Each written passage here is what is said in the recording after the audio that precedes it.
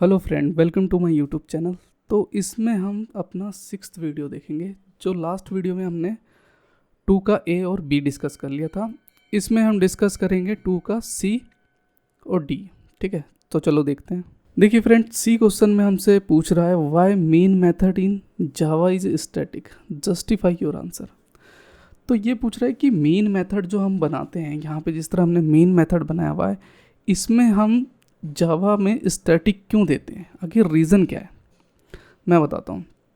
देखिए, स्टैटिक जो होता है सबसे पहले कॉल होता है और एक बार ही कॉल होता है, और उसका कोई हम ऑब्जेक्ट नहीं बना सकते हैं। अब मेरी बात ध्यान से सुनिएगा जो मैं बताने जा रहा हूँ।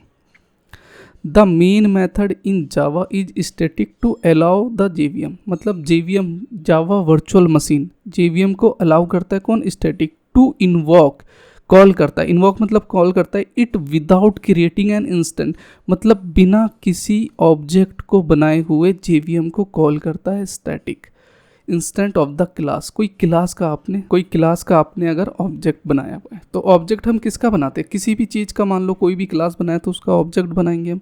Simplify the startup process and ensuring that the entry point of the program is clear and efficient.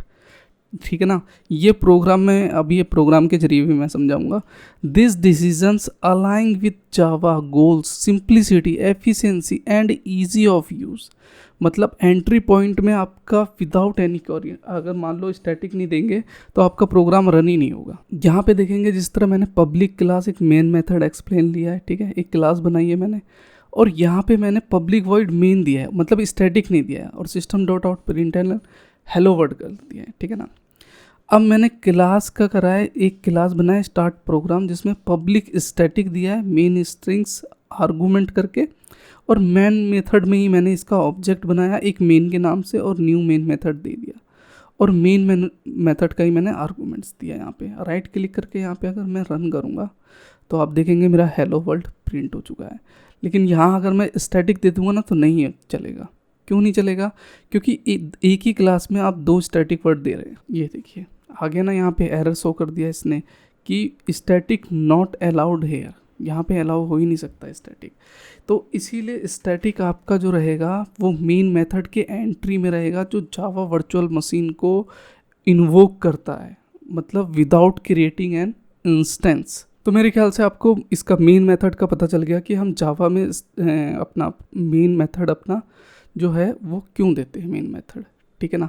Entry point without instance, मतलब बिना किसी ऑब्जेक्ट के, अवॉइड अननेसेसरी ऑब्जेक्ट, बिना कोई ऑब्जेक्ट अननेसेसरी क्रिएट करने के लिए। कंसिस्टेंट्स इन्वोकेशंस बाय जेवीएम, मतलब एक कंसिस्टेंसी रहेगी कि जेवीएम जावा वर्चुअल मशीन को कॉल करने के लिए। यहाँ पे इन्वोक भी कर सकते हैं। इन्वोक मतलब कॉल करना। सिंप्लीफाइज प्रोग्राम स्ट्रक्चर, मतलब सिंप्लीफाई एक सिंपली वे में चल रहा है। ठीक है, क्लियर है आपका। अगर कोई डाउट रहेगा तो आप मेरे को कमेंट करिएगा, मैं डेफिनेटली उसका रिप्लाई करूँगा। तो यहाँ पे हमने देख लिया था कि 5 मार्क्स के क्वेश्चन के लिए आप कितना पेज उसमें कंज्यूम करेंगे। ठीक है, अब इसमें यह है कि 5 मार्क्स के आपको मान लो 7-8 क्वेश्चन है, तो 2 पेज अगर उसमें एक्सप्लेन करने में लग गया तो फिर पूरा टाइम कंज्यूम हो जाएगा। सिर्फ हमें मेन मेथड इसमें ये दिखाना है। थ्योरी सबसे ज़्यादा इंपॉर्टेंट है कि जो थ्योरी आपने दिया हुआ है वो थ्योरी एकदम सटीक हो। ये लाइन सबसे इंपॉर्टेंट है कि the main method in Java statics allow JVM to invoke it without creating an instance. ठीक है ना।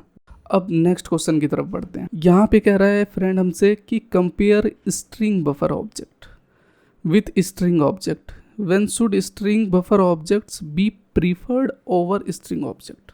मैं बताता हूँ।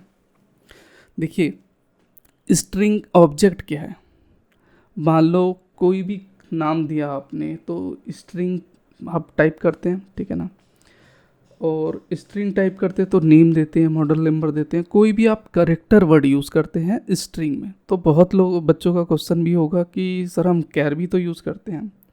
तो मैं आपको बता देता हूँ, कैर का बाप है स्ट्रिंग। मतलब ये लगा लो कि 3 घंटे की वीडियो बन जाएगी तब भी स्ट्रिंग ख़त्म नहीं होगा। क्यों, क्योंकि स्ट्रिंग जो है इतना ज़्यादा पावरफुल है, मतलब करेक्टर वर्ड को मैनिपुलेट करने के लिए डिलीट करता है, ऐड करता है, कनकनेट करता है, इंसर्ट डिलीट सब कुछ इसी में ही होता है, स्ट्रिंग बफर के अंदर होता है। ये लगा लो आप, ये है स्ट्रिंग बफर। स्ट्रिंग ऑब्जेक्ट कैसे, अब ये बता रहा है कि हम कब अपने स्ट्रिंग ऑब्जेक्ट जो हमने बनाया, हम स्ट्रिंग बफर को प्रायोरिटी कब देते हैं, मतलब इंपॉर्टेंस कब देते हैं, ठीक है। तो यहाँ पे ध्यान से सुनिएगा, characteristic use string buffer when you need to perform many modification to a string and thread safety is required. मतलब बहुत ज़्यादा आपको अगर मॉडिफिकेशन करने की रिक्वायरमेंट है, किसमें, स्ट्रिंग बफर, मतलब कोई भी कैरेक्टर वर्ड है उसमें मॉडिफिकेशन का। और ये कह रहा है when to prefer string buffer over strings, मतलब फ्रीक्वेंट मॉडिफिकेशन है if you need to perform multiple modification such as appendings, inserting. Appending मतलब दो करेक्टर है, मतलब हेलो और वर्ल्ड है, इन दोनों को जोड़ दिया। इंसर्टिंग और deleting character to string use string buffer. The mutable of string buffer makes this operation more efficient. इस चीज़ का ध्यान रखिएगा कि स्ट्रिंग बफर जो है वो म्यूटेबल है और स्ट्रिंग ऑब्जेक्ट जो रहेगा वो इम्यूटेबल है। इम्यूटेबल मतलब कि आप उसके ऑब्जेक्ट को चेंज नहीं कर सकते। लेट से मैंने कि एक स्ट्रिंग का मैंने मॉडल नंबर दे दिया, लेकिन किसी ने बोला कि इसका मॉडल नंबर नहीं, इसको कर दो ब्रांड का मॉडल नंबर, ठीक है। ये आप नाम दे दिया ब्रांड का, लेकिन जब स्ट्रिंग पास किया तो वो चेंज नहीं होगा। वो चीज़ हम चेंज कर सकते हैं स्ट्रिंग बफर के थ्रू। तो इसे एक सिंपल प्रोग्राम के जरिए समझते हैं जो ये मैंने बना रखा है, ठीक है। तो मैं आपको प्रोग्राम के जरिए समझाता हूँ। मेरे ख्याल से ये रीडेबल है। देखिए मैंने एक क्लास बनाया स्ट्रिंग बफर एग्जाम्पल के नाम पे। यहाँ तक क्लियर है? वही public static void main string ये दिया। ये वाली लाइन मैंने पहले की वीडियो में कन्फर्म अपना एक्सप्लेन किया हुआ है कि क्यों लिखते हैं। फिर देखिए फ्रेंड, मैंने स्ट्रिंग बफर एक नाम दिया अपना, और वहाँ पे मैंने इसका ऑब्जेक्ट बनाया स्ट्रिंग बफर का। स्ट्रिंग बफर जो है एक कीवर्ड है, ठीक है। यहाँ पे मैंने इसका एक ऑब्जेक्ट बनाया एसबी का, और वहाँ पे असाइनमेंट ऑपरेटर यूज़ करके न्यू हम कीवर्ड यूज़ करते हैं नया ऑब्जेक्ट बनाने के लिए। फिर वही मैंने स्ट्रिंग बफर का नाम दिया और यहाँ पे मैंने लिख दिया हेलो, कि हेलो आ जाना चाहिए। और यहीं पे एसबी डॉट अपेंड कर दिया मैंने, मतलब ये ऑब्जेक्ट को मैंने अपेंड कर दिया है। ये इसका ऑब्जेक्ट है, ये इसका ऑब्जेक्ट है, इसको मैंने एसबी लिया। डॉट क्यों लिया? हम कॉल करने के लिए, ऑब्जेक्ट को हम कॉल करने क्या कर रहे हैं कि अपेंड कर दो। अपेंड क्या कर दो? वर्ल्ड में, मतलब कि हेलो और वर्ल्ड एक साथ आ जाए। और मैंने कहा कि भैया प्रिंट करवा दो सी आउट करके println एसबी। एसबी क्या? यानी ये ऑब्जेक्ट जब तब्दील होगा कह सकते हैं तो वो हेलो वर्ल्ड में आ जाएगा, जिस तरह आप यहाँ देख सकते हैं, ठीक है। तो अब मैं आपको एक होमवर्क देता हूँ कि इसको आप कोई एक करेक्टर डिलीट करके देखिए, बीच में से कोई डिलीट करेक्टर का यूज़ करिए। वहाँ पे आपको मैं हिंट दे देता हूँ कि इंडेक्स यूज़ होगा, ठीक है। इंडेक्स कैसा होता है? यहाँ पे ऐसे करके इंडेक्स बना दिया, 4 खाने बन गए, इंडेक्स बन गए। तो और इंडेक्स में यहाँ पे, और सबसे इम्पॉर्टेंट ये बता रहा हूँ कि इंडेक्स में पहले आपको स्ट्रिंग बफर जो देंगे वो नॉट इक्वल टू -1 होगा, मतलब उसकी स्टेटमेंट को पहले ट्रू करना पड़ेगा, ठीक है। तो आप एक बार खुद से ट्राई करके देखिए, थोड़ा सा ट्रिकी है मैं समझ सकता हूँ, लेकिन आप कोशिश करेंगे तो डेफिनेटली आ जाएगा। तो यहाँ पे हमने देख लिया कि स्ट्रिंग बफर क्या होता है और कैसे ये स्ट्रिंग ऑब्जेक्ट से अलग है।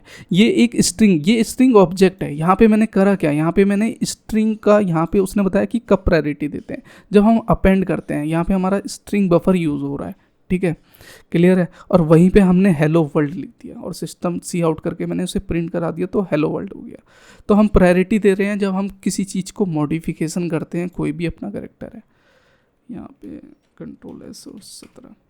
तो मेरे ख्याल से स्ट्रिंग बफर का हमारा ये जो है कॉन्सेप्ट क्लियर हो गया कि हम स्ट्रिंग बफर यूज़ कब करते हैं और कैसे ये स्ट्रिंग ऑब्जेक्ट से अलग है।